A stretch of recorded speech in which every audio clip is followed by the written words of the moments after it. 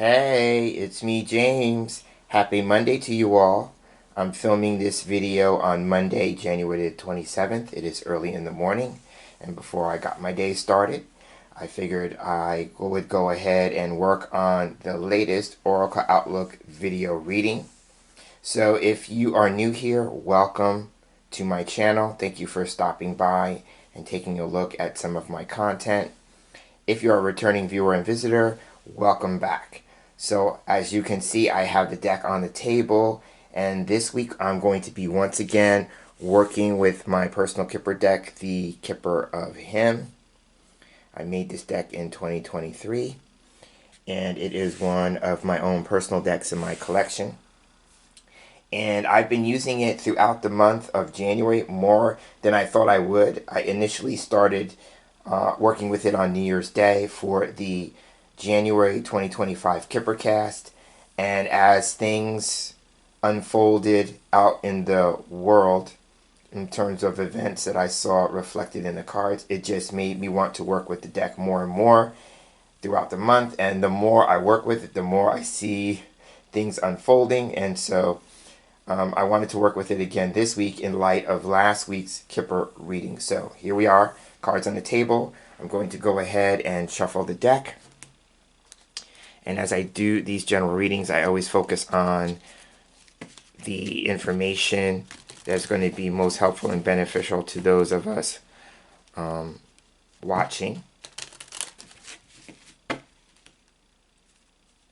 The information is going to be most helpful and beneficial for the week ahead. So I'm shuffling that intention into the cards.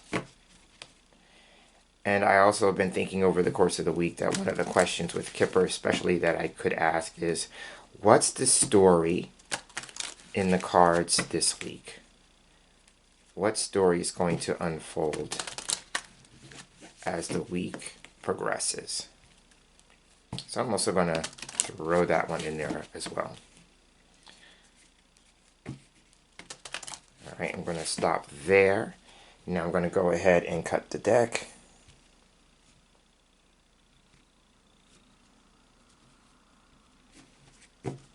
Now I'm going to fan the cards out. And I like doing a line of 5 with Kipper, so I'm going to go ahead and pull 5 cards that are getting my attention from the fan.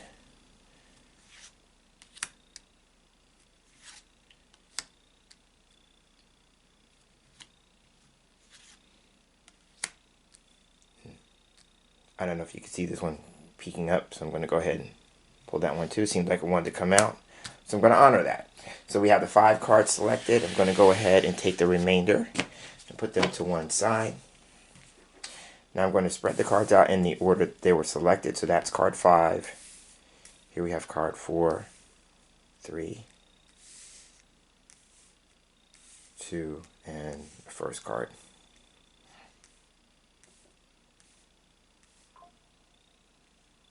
Alright, so I tend to read Kipper. If you're no stranger, I read Kipper from left to right, but there are cards that have directional cues. So I always say that the narration could shift and change based on the directional cues of those cards. So, opening the line up, we have... Okay, so we had this card a couple of weeks back. So we have Good Lady in the first position again. So this card can represent an older woman who may be the main or the lead character, since she's leading the line, the lead character in an upcoming story that's going to unfold over the course of the week. So as I said a couple of weeks ago, this is always important to remember when we're working with Kipper. In the story of Kipper, I as the reader and you as the viewer would be either classified as either main person 1, which is a male person, or main person 2, which is a female person. We would be the lead characters in the story of Kipper, yeah? So a card like Good Lady, which is a person card, in my deck I have color-coded borders, so the people cards are all purple bordered cards. So they would be in connection or in relationship to main person 1 and main person 2. So with that in mind, this card always signifies an older woman. So this could be a mother. This could be an aunt. If we go with the family kind of relations first, this could be an older sibling, older cousin, an older friend. If we take it outside the context of family, then this could be an older friend. In other situations, this could be a person who is in a position of authority. So any woman who's in a position of authority. This could be a senior, like a senior executive, a senior person in terms of authority, or an older person, like a senior citizen, even. And going with that idea, then this card can also suggest an X, like I talked about a couple of weeks ago, because that would be a play on the something old part. So, good lady, leading the line off. So, she tends to lean this way. So, when I created the deck, this would be line of sight this way. So, these cards are behind her.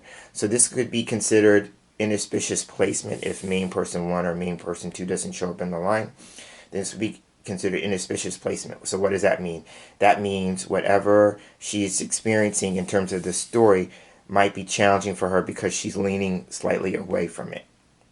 Okay, so that is what I want to say about Good Lady. So let's move on to the next card. And here we have the Theft card. So now we had this card show up, I believe, last week. I believe it was in the center last week. So here we have the Theft card, which is a cause and effect card, yellow border. So cause and effect reads this way. The cause is here. This card would be the cause. Then Good Lady becomes the effect, right? Or so this would be saying too, there's some sort of loss or theft. Usually for me, this can represent being cheated, robbed, stolen of something. And that's going to affect the Good Lady. It's going to have some kind of effect on her, right? Or there's something about some sort of loss that she is going to have a challenge dealing with because, again, she's not facing it, right? So there's two things. Or it could be something that's happening behind her back. That's another thing that just came to me in the moment. But yeah, so as I talked about this card last week, it can represent in a literal sense something being lost, something being stolen, something being taken. But I tend to look at it sometimes too as a metaphorical takeaway, like something, there's an event unfolding and what's the takeaway from that event, right? So as I said, this is cause and effect. So the cause card is here because he's leaving the scene of the crime. So this would be considered, quote unquote, the scene of the crime. So let's see what's going on here. And here we have prison. Okay, so we have a card of limitation, restriction. In terms of a place, this could be a tall building. Prison can also represent some kind of delay or setback. For me, if you're familiar with Lenormand, prison is like the mountain card in that system. So it can represent, you know, a block, a challenge, that kind of thing. This could also be some sort of crime, like, or, you know, something where somebody maybe has done some jail time in the literal sense, and it has some effect on an older woman here. Or there's some, this is extreme because I'm seeing like the show, in my mind I'm seeing like the Prison Break show. So maybe somebody escaping or leaving some place of confinement. That's another thing for me that prison can represent. It can represent like solitary confinement, isolation, that kind of thing. So, you know, somebody kind of removing themselves or leaving or escaping some kind of limitation or restriction.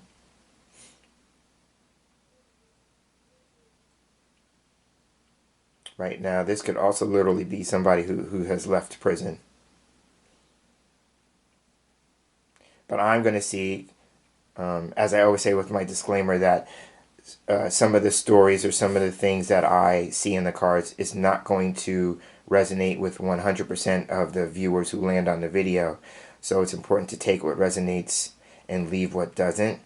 So the idea of people being in prison and either escaping prison or getting away with something, getting out of prison, but getting away with some sort of crime maybe won't apply to everybody. But the idea of maybe moving beyond a sense of limitation and restriction might.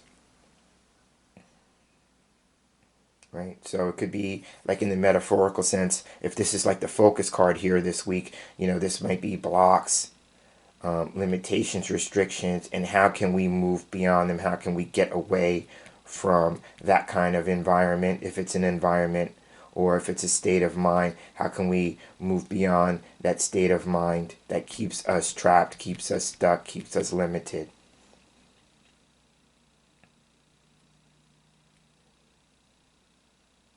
And so for those of you who may be new to seeing my Kipper deck in action, the red border indicates that this is what's called a stop card. Right, so that's what I'm seeing here. Next card in the line. Here we have another stop card, red border card, and here we have thoughts. So now thoughts is a card that talks about planning, and planning for the long term, right? So we have a man in the image who's looking at his tablet. I always imagine when I was looking for the image and I found this image, I always imagine he's looking at his planner, his calendar on his tablet. But this card is about plans. And I love the fact that he's facing this way, so plans for the future, maybe even. But it's about planning things, it's about scheduling things. So it could be a matter of people maybe freeing themselves up in terms of scheduling or their plans for the future.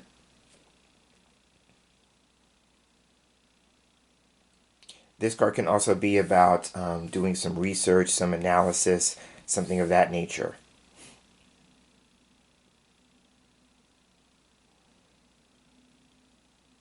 For me, it's always, this card will turn up when I have to make appointments and get them on the calendar. And actually, as I'm saying that out loud, that's exactly what I have to do with some clients. So, and one of them happens to be a woman, getting her session on the calendar. But that's another thing that for me, thoughts can be. So again, this can be about research. It could be about analysis, analyzing something, scheduling, planning. It can also be a card about, in a spiritual context, meditation and contemplation. And that would make sense with prison. Prison can be, confining yourself or isolating yourself or creating alone time so you can meditate. So that's more of a spiritual aspect of these two cards.